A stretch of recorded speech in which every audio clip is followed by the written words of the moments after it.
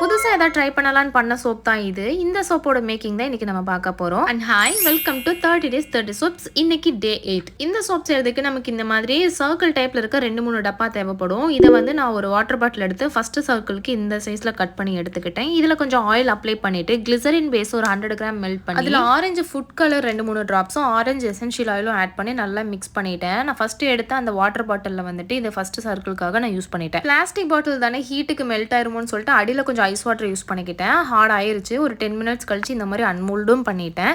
இது வந்து ஃப்ரண்ட்டும் பேக்கும் வந்துட்டு கொஞ்சம் அன்ஈவனாக இருந்தனால அதை வந்து நான் ஃபர்ஸ்ட் கட் பண்ணி எடுத்துட்டேன். ரெண்டு பக்கமும் ஈவன் பண்ண பின்னாடி இதை நான் 4 கட் பண்ணி 8 பீஸாக ஒரு ட்ரையாங்கிள் ஷேப்பில் எடுத்துட்டேன். ஸோ இந்த மாதிரி 4 பக்கமும் கட் பண்ணி எடுத்துக்கிட்டேன்.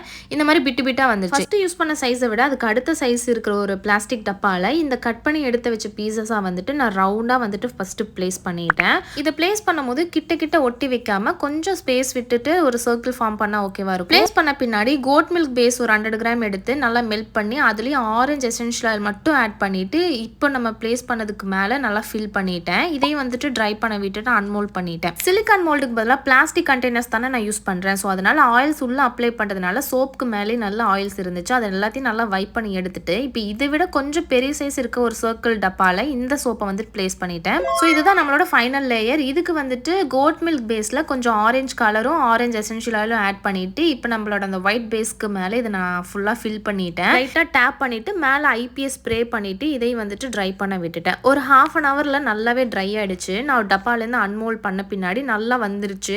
ஆயில்ஸ் எல்லாம் மேலே இருந்தனால அதை வைப் பண்ணிட்டு நான் கட் பண்ண ஸ்டார்ட் பண்ணிட்டேன். கட் பண்ணும் போது எனக்கு பார்க்க வந்துட்டு ஓகே அப்படின்ற மாதிரி தான் இருந்துச்சு. பிகாஸ் இது என்னோட ஃபர்ஸ்ட் அட்டெம்ப்ட். அதனால பெரிய சைஸாக பண்ணதுனால ஒரு மாதிரியாக இருந்துச்சு. நெக்ஸ்ட் டைம் குட்டியாக பண்ணால் க்யூட்டாக வரும்னு நினைக்கிறேன். இன்னைக்கு டே 8க்கான சோப் வந்துட்டு ரெடி. இதுக்கு நான் வச்ச பேர் வந்துட்டு ஆரஞ்சு சோப்பு. நீங்க என்ன பேர் வைக்கிறீங்களோ வச்சுக்கோங்க. ஏன் லைட்டா பார்க்க ஆரஞ்சு மாதிரி தான் இருக்கு, அதனால ஆரஞ்சு சோப்னே வச்சுக்கலாம். ஸோ இன்னைக்கு டே 8க்கான ஆரஞ்சு சோப் வந்துட்டு ரெடி ஆயிடுச்சு. நாளைக்கு டே 9 என்ன சோப்புன்னு பார்க்கலாம். உங்களுக்கு ஏதாவது சோப் மேக்கிங் தெரிஞ்சுக்கணும் அப்படின்னா மறக்காம கமெண்ட் பண்ணுங்க. Tata bye.